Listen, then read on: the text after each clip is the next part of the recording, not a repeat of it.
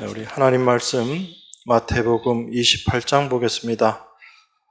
마태복음 28장 1절에서 10절까지 우리 한 목소리로 같이 봉독하겠습니다. 마태복음 28장 1절에서 10절까지입니다.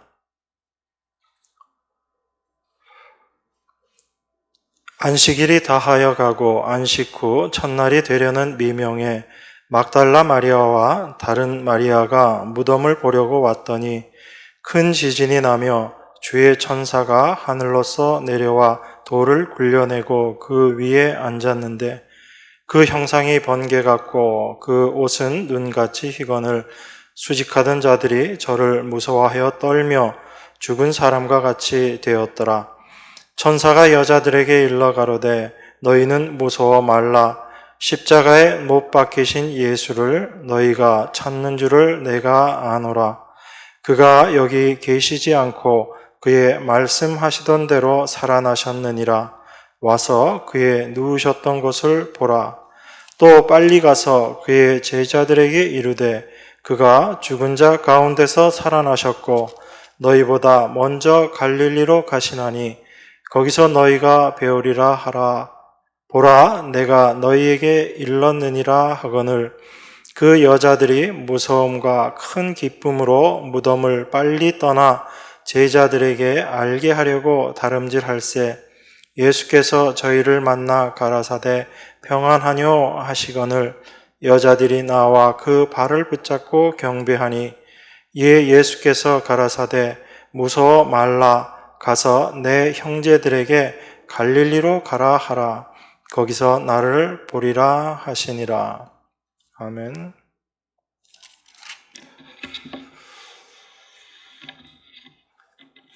우리 예수님이 부활하신 사건은 우리 기독교에서 가장 중요하고 핵심적인 사건이다라고 할 수 있습니다. 왜냐하면 이 부활이 없으면 기독교는 생명의 종교가 아니다. 그리고 그 죽음의 권세를 뛰어넘을 수 없는 그런 종교에 머물 수밖에 없기 때문에 그렇습니다. 그래서 고린도전서 15장 17절에서도 그리스도께서 다시 사신 것이 없으면 너희의 믿음도 헛되고 너희가 여전히 죄 가운데 있는 것이요 그렇게 말하고 있습니다. 그런데 우리가 이 예수 그리스도의 부활을 생각하고 우리에게 있어서 이 부활의 의미가 무엇인가라는 것을 이해하는 데 있어서 성경이 이야기하고 있는 그 본질적인 내용들을 우리가 놓치는 경우들이 많이 있습니다.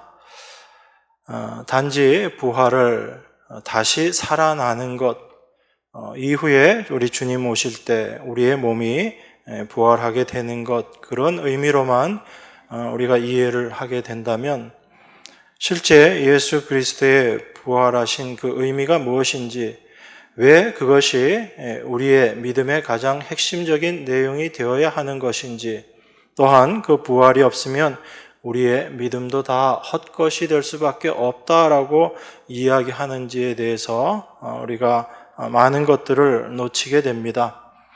우리들은 일반적으로 부활이다라고 생각하면 몸이 다시 사는 것을 생각하죠. 그것은 엄격한 의미에서는 부활이다라고 보기에는 그냥 소생, 몸이 다시 살아나는 것이다라는 그런 의미입니다. 그 몸이 다시 살아나는 것을 보여주는 것이 겉으로 우리 눈에 보여준 것이 바로 죽은 나사로를 살리신 그 사건입니다.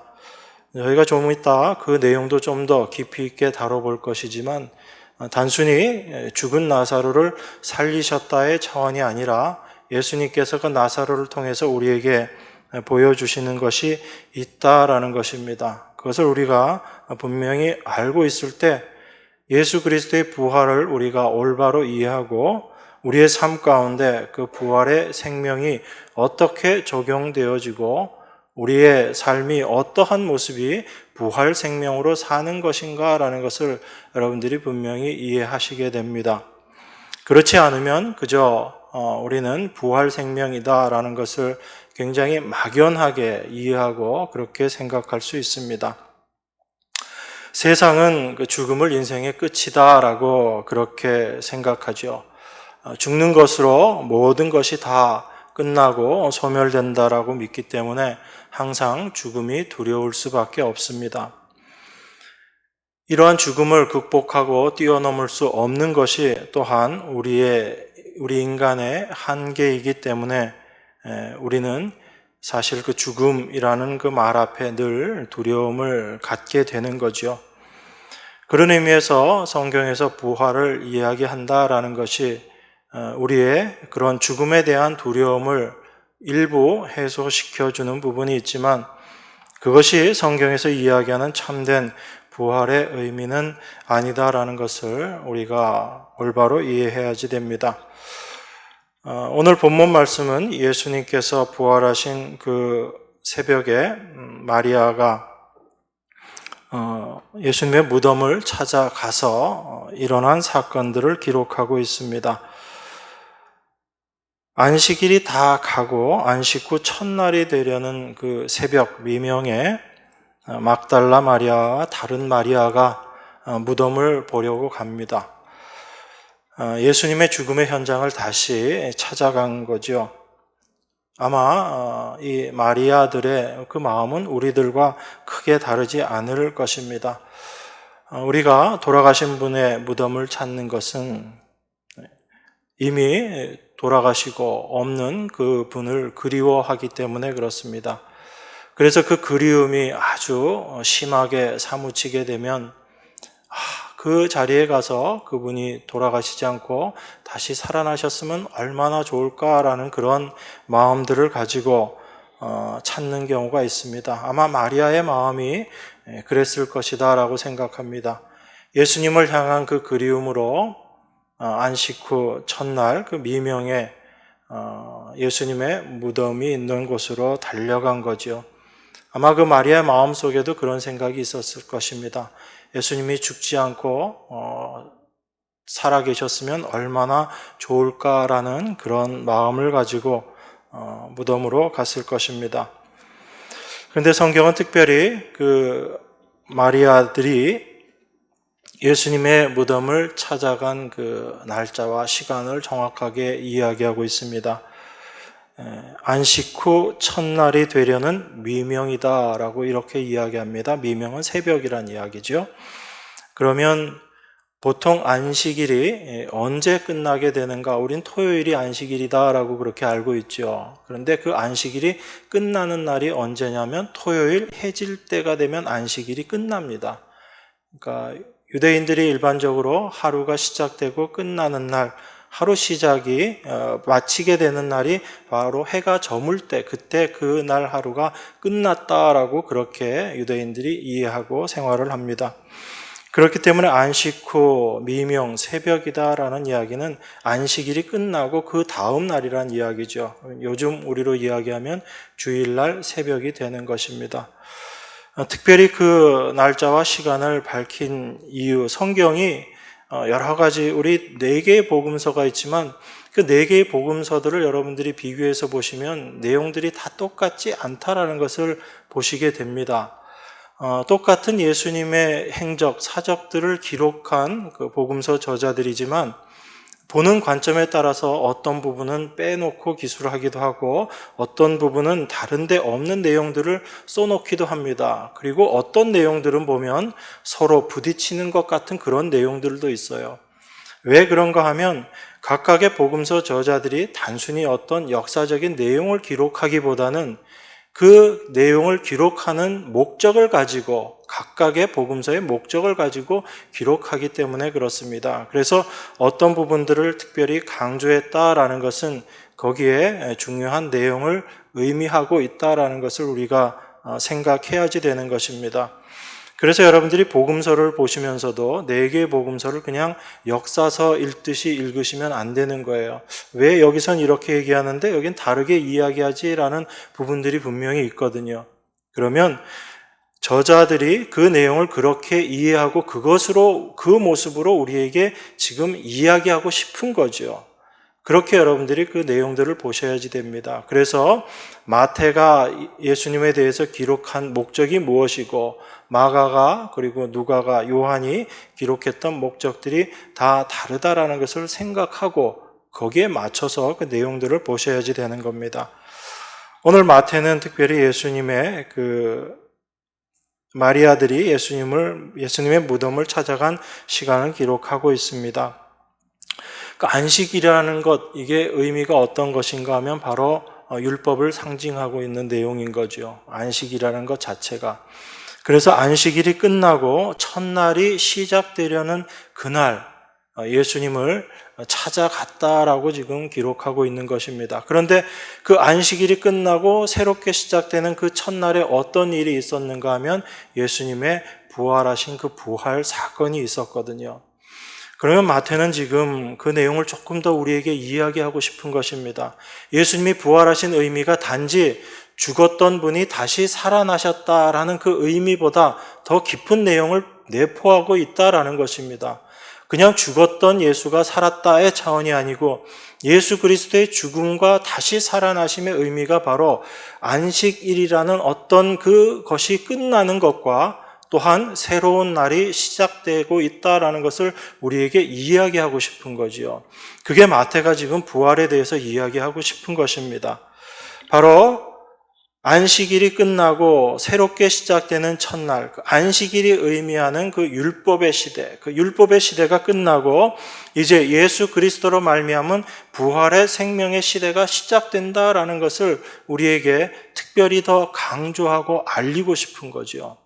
그래서 안식일이 끝나고 난 그 다음 날 새벽에 마리아들이 예수님의 무덤을 찾아갔다라고 그렇게 이야기하는 것입니다. 그래서 우리가 이 예수님의 부활 사건을 통해서 이해해야지 되는 것이, 생각해야지 되는 것이 있습니다. 그것은 뭐냐면 부활이라는 것, 이것은 우리가 너무 미래적인 것으로만 생각하면 안 된다라는 것입니다.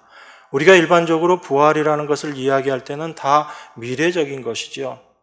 죽었던 사람들이 예수님께서 다시 오실 그때에 살아나게 되는 것, 그것을 우리가 부활이다라고 생각하고 있기 때문에 여러분들은 여러분의 삶 속에서 부활에 대한 것들을 별로 중요하게 생각하지 않아요. 왜 그러냐면 아직 난 지금 살아있기 때문에, 나는 지금 살아있기 때문에 부활이라는 것은 나에게 지금 현재적이고 실제적인 것이 아니다라고 생각하고 날마다 살아가거든요.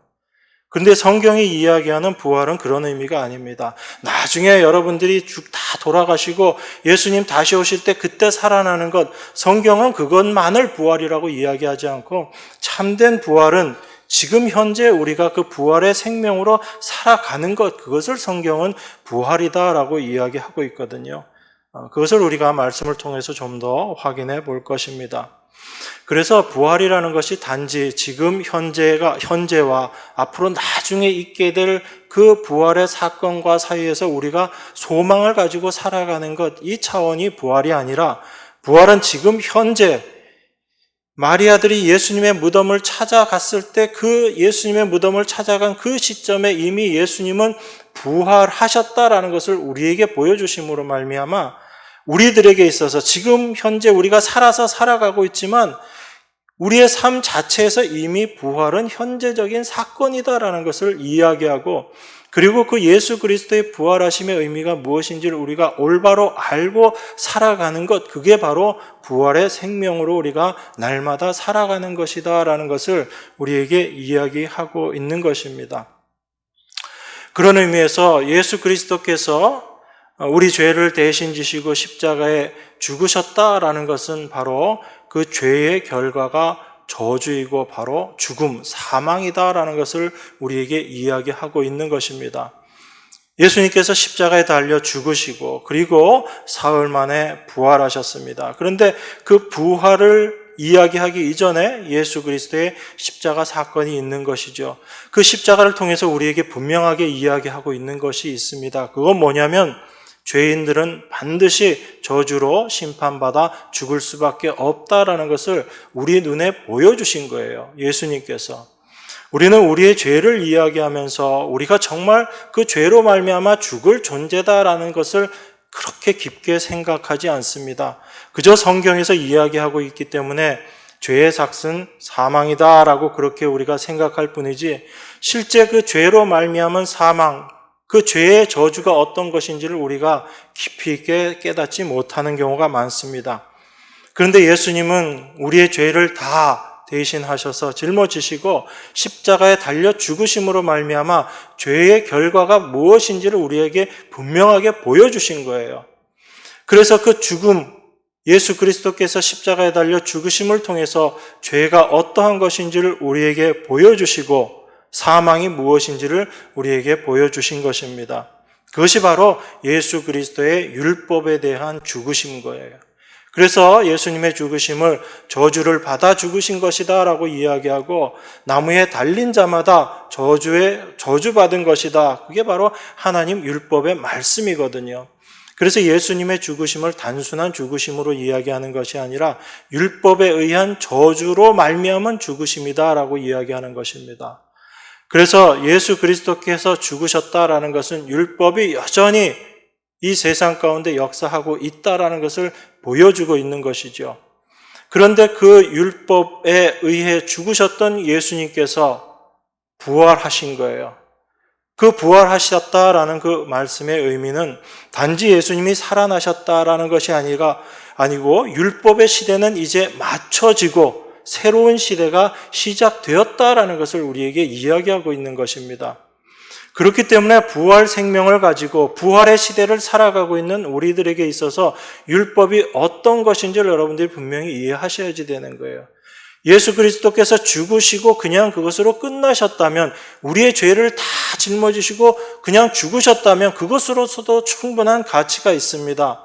그런데 예수님이 그 죽음을 다시 이기시고 부활하셨다, 성경대로 다시 살아나셨다라는 그 말씀의 의미는 이제 예수 그리스도를 죽음으로 몰아넣었던 그 율법의 세력, 죽음의 저주의 세력은 이제 끝나고 새로운 세대, 새로운 시대가 시작되었음을 우리에게 보여주고 있는 것입니다.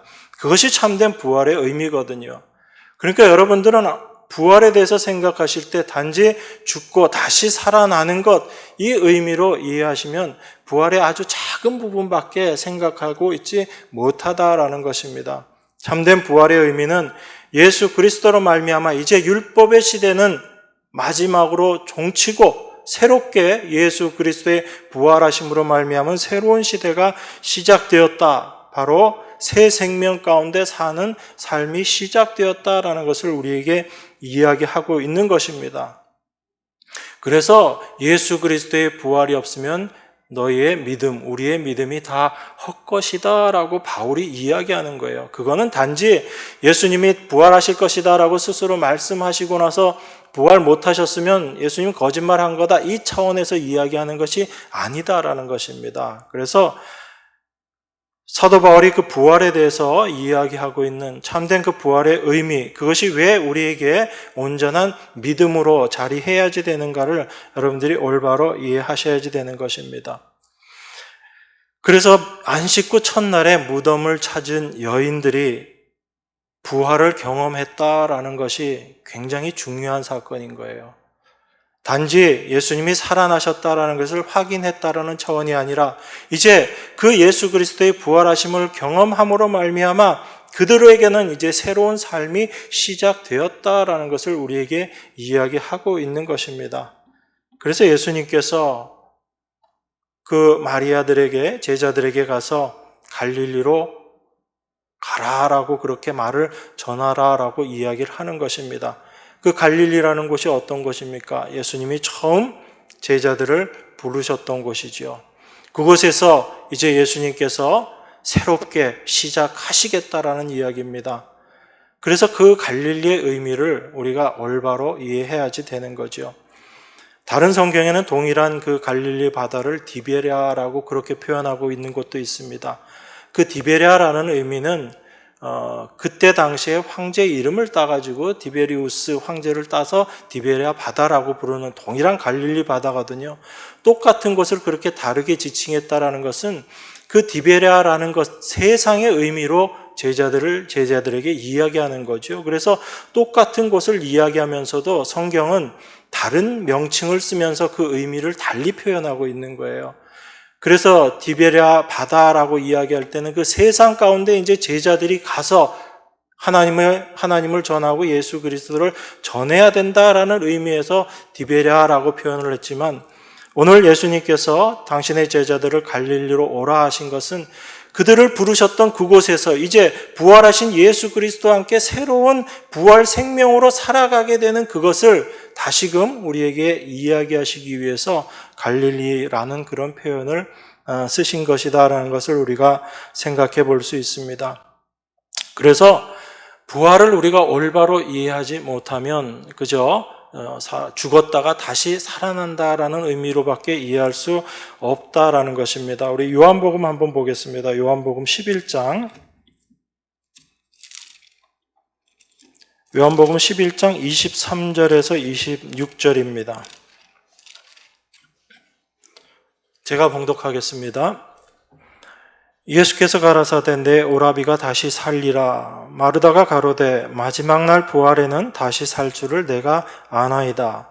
예수께서 가라사대 나는 부활이요 생명이니 나를 믿는 자는 죽어도 살겠고 무릇 살아서 나를 믿는 자는 영원히 죽지 아니하리니 이것을 내가 믿느냐. 예수님께서 나사로가 죽고 난 이후에 그 냄새가 풀풀 날 때 오셨습니다. 그래서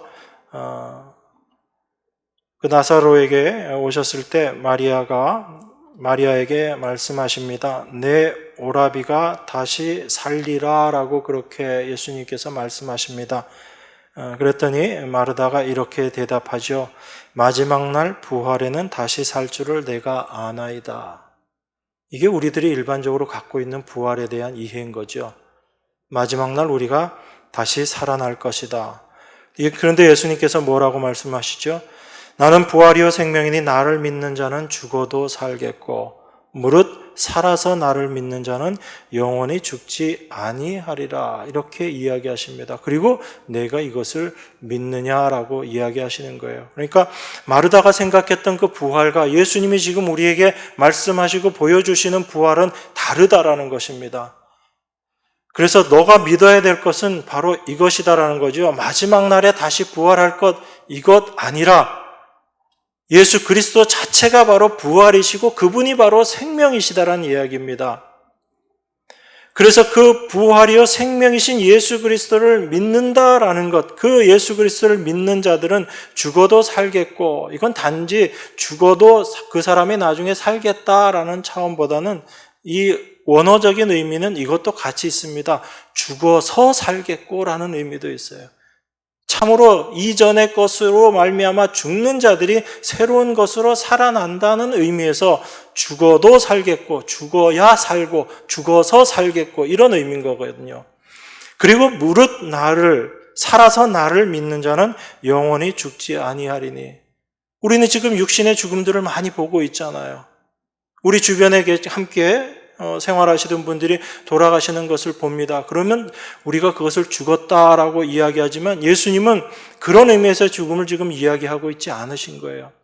그래서 예수 그리스도의 부활 생명으로 말미암아 그 믿음 가운데 살아난 자들은 이제 어떠한 모습으로, 우리 눈에 보이는 모습으로 비록 그런 육신의 죽음들을 맞이하게 된다 할지라도 그것이 참된 죽음이 아니라 이미 그리스도 안에서는 영원히 사는 존재로 살아가는 것이다 라는 것을 이야기하고 있는 것입니다. 그러면 우리가 부활 생명으로 산다라는 것은 나중에 되어지는 일이 아니라 이미 지금 이 순간, 이 시간부터 믿는 자들은 이미 그 순간 자체가 현재 부활의 생명으로 살아가고 있다라는 것을 지금 예수님께서 말씀하고 계신 거죠.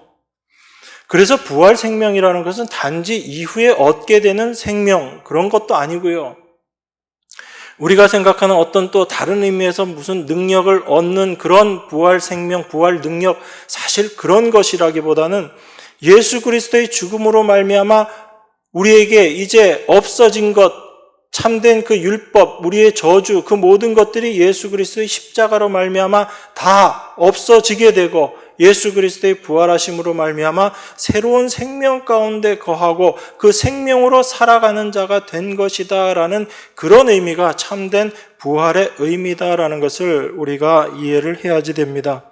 그래서 예수님께서 나를 믿는 자는 죽어도 살겠고 무릇 살아서 나를 믿는 자는 영원히 죽지 아니하리라 라고 그렇게 말씀하시는 거예요. 이미 그 부활 생명 가운데 있는 자들은 지금 현재를 그 부활의 생명으로 살아가는 자들이기 때문에 그들에게 있어서는 이제 육신적인 죽음, 눈에 보이는 죽음이 비록 나타난다 할지라도 그것은 죽는 것이 아니라 이제 영원한 생명 가운데 살아가는 것이다 라는 것을 우리에게 이야기하고 계신 것입니다. 이것이 부활 생명을 가지고 살아가는 성도들의 삶의 모습인 거예요. 그래서 오늘 본문 2절에 어떻게 이야기합니까? 마태복음 28장 2절에 보면 큰 지진이 나며 주의 천사가 하늘로서 내려와 돌을 굴려내고 그 위에 앉았는데, 여러분 이 돌이 어떤 돌입니까? 천사들이 굴려버린 그 돌이 어떤 돌이죠? 무덤을 가로막고 있던 돌이잖아요. 그런데 천사들이 와서 그 돌을 굴려버립니다. 닫혀 있었던 무덤, 그 안에 죄와 사망으로 말미암아 죽음이 그 안에 있었었는데 그 무덤을 가로막고 있던 그 돌을 치워버린 거예요. 그래서 이제 그 죽음이라는 것이 예수 그리스도의 십자가로 말미암아 그 죽음에서 해방되어진 모습을 지금 우리에게 보여주고 있는 것입니다. 그 전까지는 닫혀 있었던 무덤이었던 거예요. 그런데 예수 그리스도의 십자가의 죽으심으로 말미암아 그 무덤이 어떤 무덤으로 바뀌냐면 열린 무덤으로 바뀌어버린 거예요. 우리는 그 무덤을 바라보면서 사는 자들입니다. 여전히 닫혀진 무덤을 바라보면서 죽음에 두려워하고 그 죽음의 저주 가운데 사는 자들이 아니라 그 죽음에서 해방된 자로 열려진 무덤을 바라보면서 사는 자들이 바로 부활의 생명 가운데 사는 자들인 거예요. 그래서 그 죽음을 상징하던 그 무덤이 이제 온전히 깨어져 버린 거예요. 그것이 바로 열려져 있는 그 무덤의 의미인 것입니다. 그래서 이제 그 무덤에 있던 자들, 그런 자들을 성교의 말씀은 절대로 이제 죽은 자다라고 이야기하지 않고 자는 자다라고 그렇게 표현하는 의미인 거예요. 죽었다라는 것은 모든 것과의 단절을 이야기합니다. 이제 끝이라는 이야기거든요. 그런데 잔다라는 것은 어떤 의미예요? 여전히 살아있다라는 의미입니다. 그래서 한숨 자고 눈 뜨면 또 삶이 계속 시작된다라는 의미인 거죠. 그래서 성경에서 그런 죽은 자들에 대해서 이야기하면서도 특별히 우리 믿음의 성도들에 대해서는 자는 자다라고 표현하는 이유가 그것입니다. 왜냐하면 죽음에서 해방된 존재들이기 때문에 잔다라는 것으로 성도를 표현하고 있는 것입니다. 오늘 본문 5절 6절 보겠습니다. 천사가 여자들에게 일러 가로되 너희는 무서워 말라. 십자가에 못 박히신 예수를 너희가 찾는 줄을 내가 아노라. 그가 여기 계시지 않고 그의 말씀하시던 대로 살아나셨느니라. 와서 그의 누우셨던 곳을 보라라고 그렇게 이야기합니다. 예수님이 어떻게 하셨다는 얘기죠? 이제 살아나셨다는 얘기입니다. 그 여인들이 찾던 예수는 이제 그곳에 없다라는 얘기예요. 그 죽음에서 해방되셔서 그 죽음을 다 깨버리시고 율법으로 말미암은 그 저주를 예수님께서 이제 깨어버리시고 살아나셨다라는 얘기입니다. 하나님의 능력으로 다시 살아나신 것. 이게 바로 우리들에게 있어서의 참된 현재의 삶의 모습인 거예요. 그래서 우리는 죽음을 바라보고 사는 자들이 아니라 그 죽음이 깨쳐진 죽음에서 해방된 자로 우리가 날마다 살아가는 것이다라는 것을 분명히 여러분들이 이해하셔야지 됩니다. 그래서 우리는 이제 예수 그리스도의 그 빈 무덤을 찾아가는 자들이 아니라 예수님의 다시 부르심으로 말미암아 갈릴리로 달려가는 자들이 되어야지 되는 거예요. 그곳에서 예수 그리스도의 부활의 생명으로 말미암아 새로운 삶을 살아가게 되는 자들이 된 것입니다. 이게 그리스도 안의 새로운 피조물이라는 의미인 거예요. 그러니까 우리가 성경 말씀을 보면서도 제가 여러분들이 많이 오해하신다라는 표현을 많이 쓰는데 왜 그러냐면 우리는 새로운 피조물이다라는 이런 이야기들을 들을 때도 항상 어떤 기준으로 생각하냐면 그저 지금 우리의 육신의 생각을 기준으로 그 말씀들을 이해하려고 합니다. 그래서 새로운 피조물이 되었다라고 이야기하면 이제 우리는 죄 짓지 않고 선한 일, 착한 일, 성경에서 이야기하는 그런 좋은 일들을 하는 사람으로 바뀌었다라고 그렇게 이야기합니다. 그래서 우리는 그저 죄 짓는 것은 나쁜 것이고 죄 안 짓는 것이 좋은 것이다라는 그런 생각, 이게 세상의 상식이잖아요, 여러분. 그러면 우리가 새로운 사람이 되었다라고 이야기하는데 세상의 상식을 따라서 열심히 살아가던 사람과 우리와 별반 다름이 없는 모습을 새로운 피조물이다라고 이야기하진 않을 거 아니에요. 그런 의미에서 우리가 그리스도 안에서 새로운 피조물이 되었다라는 의미를 우리가 잘 이해하셔야지 되는 겁니다. 그래서 단순히 죄 짓지 않고 이제 착한 일을 하는 사람으로 바뀐 게 새로운 피조물이 아니라 우리가 어떠한 존재인지 우리 자신이 바로 죄 자체라는 것을 분명하게 깨닫고 그것을 세상 가운데 올바로 드러내고 내 안에 있는 모습들을 고백하고 드러냄으로 말미암아 하나님의 은혜가 무엇인지를 분명하게 선포하고 살아가는 사람, 이게 바로 그리스도로 말미암아 새로운 피조물이 된 우리 성도들의 삶의 모습인 거거든요. 그런데 여전히 우리는 죄를 짓는다, 짓지 않는다에 우리의 생각들이 매여서 죄 짓지 않는 것이 그냥 새로운 피조물 된 모습이다라고만 생각하고 우리들의 삶의 모습에서도 죄를 안 지으려고 애쓰는 그쪽으로 자꾸 가는 거예요. 중요한 것은 내가 죄를 짓느냐 짓지 않느냐가 아니라 내 죄가 십자가에서 어떻게 해결되었는가를 분명히 알고 그 해결함을 받은 자로 살아가는 것이 새로운 피조물의 삶이거든요. 그런데 여전히 죄 가운데 있으면서 내가 죄를 짓느냐 짓지 않느냐라는 것에 고민한다는 얘기는 내가 아직도 죄라는 것 아래에 매여서 살아가고 있다는 그 모습인 거거든요. 죄를 마구마구 지으면서 살아가라라는 그 의미가 아니라 우리는 이미 죄에서 해방된 자로 살아간다는 얘기입니다. 죄에서 자유롭게 되었다라는 얘기예요.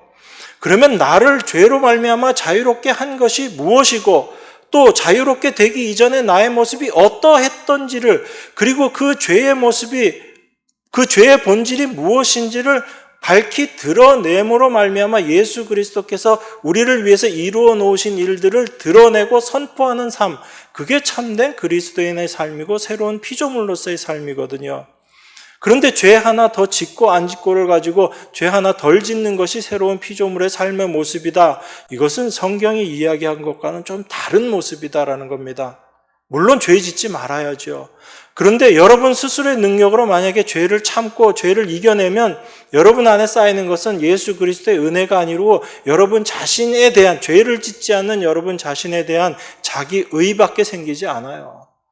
그래서 사도 바울이 도무지 죄를 지었을 것 같지 않은 사도 바울이 자기가 날마다 죽는다라고 이야기합니다. 그 사도 바울의 날마다의 죽음의 의미가 무엇일까요, 여러분? 죄를 지어서 그럴까요? 아니요. 자기 안에 있는 죄의 세력을 날마다 발견하기 때문에 그렇습니다. 어제보다 오늘 더 깊은 그 죄의 세력을 발견하고 더 넓은 죄의 세력을 발견하고 더 강한 죄의 세력을 발견하기 때문에 내 자신이 죽지 않고서는 도저히 이것을 감당할 수 없는구나라는 것을 알고 자기가 죽을 때 참된 그리스도의 생명이 내 안에서 역사하게 된다라는 것을 고백하고 있는 모습, 그게 바로 날마다 죽는다의 모습이거든요. 그래서 여러분들이 오늘 죽었다라는 것, 이거 하나를 가지고 내일은 이 의미가 아닌 거예요. 날마다 우리는 내 자신의 모습이 어떠한지를 분명하게 발견하게 될 때 예수 그리스도의 은혜 가운데로 나아갈 수 있게 되는 것입니다. 그게 십자가 앞으로 나아가는 삶인 거예요. 그게 십자가의 삶이고 그것을 이야기하는 것이 참된 복음인 거예요. 그래서 십자가 복음이라고 이야기하는 것입니다. 그냥 복음은 기쁜 소식이죠. 여러분 다 예수님의 십자가의 죽으심으로 말미암아 구원받았습니다. 이건 복되고 기쁜 소식이에요. 그런데 그것만을 성경이 이야기하고 그것을 십자가 복음으로 이야기하는가? 아니다라는 거예요. 예수님으로 말미암아 우리가 다 구원받고 천국 간다. 이건 우리에게 그냥 다 좋은 얘기입니다. 그런 의미에서의 복된 소식은 아닌 거예요. 왜 우리가 죽을 수밖에 없는 존재인지를 십자가 앞에서 분명하게 깨닫고 그러한 우리를 구원해 주신 하나님의 은혜를 올바로 아는 자가 된 것, 이것이 참된 복된 자이고, 그래서 그것을 깨달은 자들이 하나님 은혜 가운데 사는 자들이다라는 것을 성경이 이야기하고 그걸 복음이라고 이야기하거든요. 그래서 바울이 이야기하는 복음을 우리가 많이들 오해하는 겁니다. 우리 육신에 좋은 것들을 자꾸 복음으로 이해하는 거예요. 근데 바울은 절대 그런 의미로 복음을 이야기한 적이 없습니다. 그래서 자기의 삶을 간증하면서 무엇이 참된 십자가의 복음 안에 사는 자들인가, 사는 삶인가를 우리에게 계속 보여주고 있었던 것입니다. 그래서 우리가 부활 생명 가운데 산다, 새 사람이 되어서 산다라는 것이 어떤 의미인지를 우리가 분명히 좀 이해해야지 됩니다. 우리 로마서 한 군데 보겠습니다. 로마서 8장 11절입니다. 부활 생명 가운데 사는 것이 무엇인지를 로마서 8장 11절을 통해서 잠깐 생각해 보겠습니다. 다 같이 한 목소리로 봉독합니다.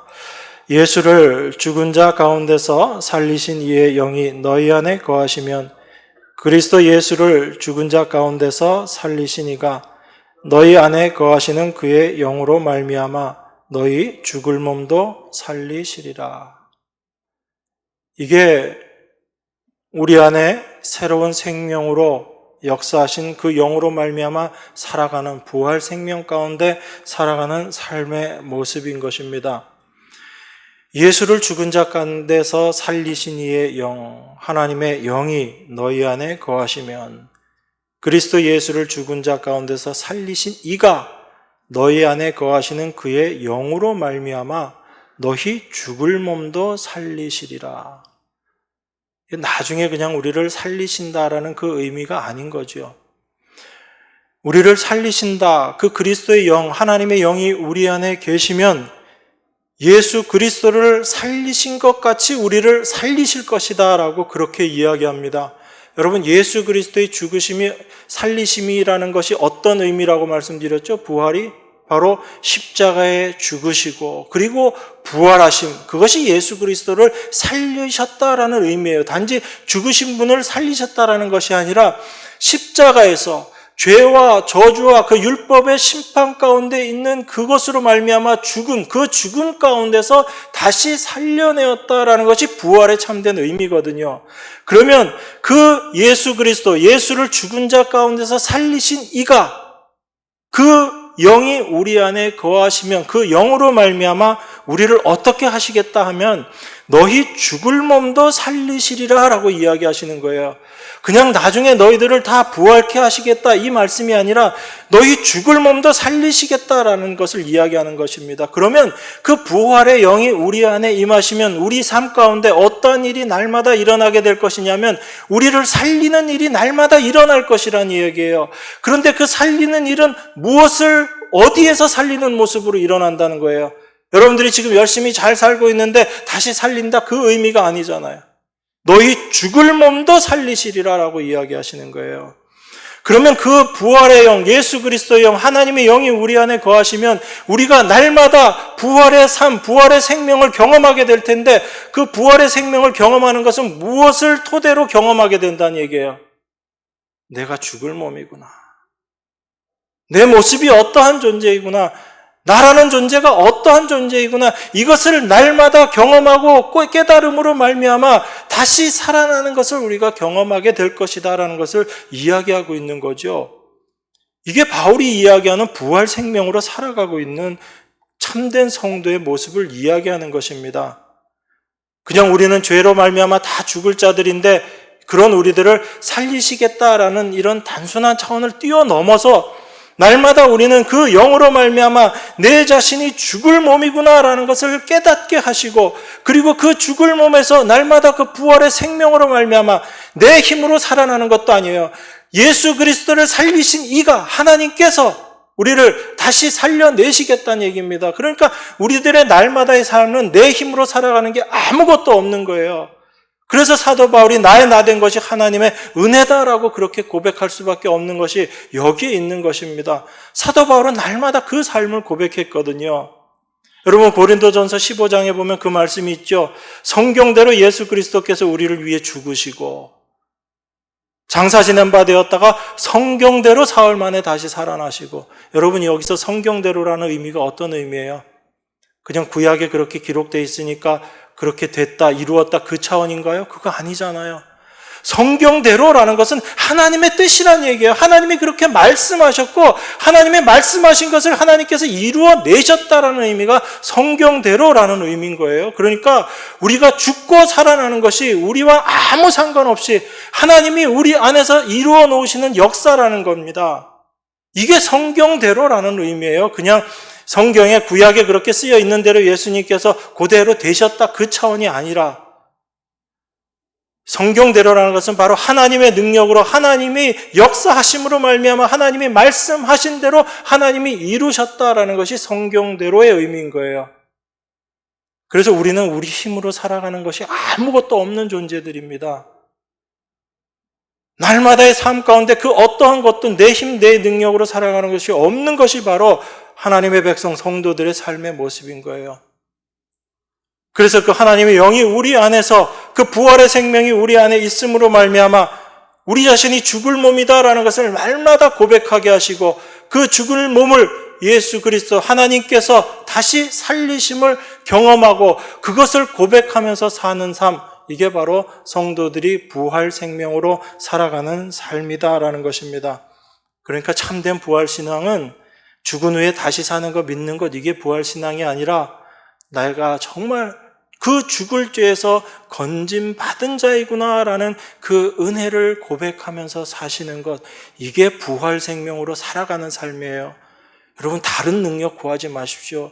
시중에 부활 생명, 부활 능력 이야기하면서 별의별 이야기들을 하는 사람들이 많이 있습니다. 그런데 그 모든 것 여러분들이 받아들이셔도 좋아요. 그런데 정말 중요한 것, 여러분들이 잊지 말으셔야 되는 건 뭐냐면 참된 부활 신앙으로 살아가는 것은 하나님의 은혜를 깨닫고 그 은혜를 고백하면서 살아가는 것, 이게 참된 부활 생명, 부활의 신앙을 가지고 살아가는 것이다라는 것을 여러분들이 잊지 마시기 바랍니다. 그래서 하나님이 여러분들에게 그 어떤 것들을 주시더라도 내 힘, 내 능력이 아니라 하나님의 은혜가 나를 지금 이렇게 인도하시고 끌고 가고 계시는 것이구나라는 것을 고백하는, 그것이 참된 하나님의 백성으로 살아가는 성도의 모습인 줄 믿습니다. 이 은혜로 여러분들 날마다 살아가시는 부활의 생명 가운데 살아가시는 여러분과 제가 되기를 주님의 이름으로 축원합니다. 기도하겠습니다. 하나님 아버지, 예수 그리스도의 부활하심의 의미를 잠시 묵상했습니다. 우리 안에 참된 부활의 생명, 그 부활의 신앙을 가지고 살아가는 저희들 모습이 될 수 있도록 우리 안에서 역사하시고 하나님 인도하여 주실 줄 믿습니다. 나의 나 된 것이 하나님의 은혜라고 고백했던 그 바울의 삶을 생각하며 우리 안에 동일한 고백으로 나와줄 수 있도록 주님 인도하여 주시옵소서. 오직 주님만 바라보며 살아가는 저희들 모두가 될 수 있도록 주님 축복하여 주시옵소서. 우리를 모든 죄와 사망에서 건져주시며 또한 부활의 생명 가운데 거하게 하신 귀하신 예수 그리스도 이름으로 기도드리옵나이다. 아멘.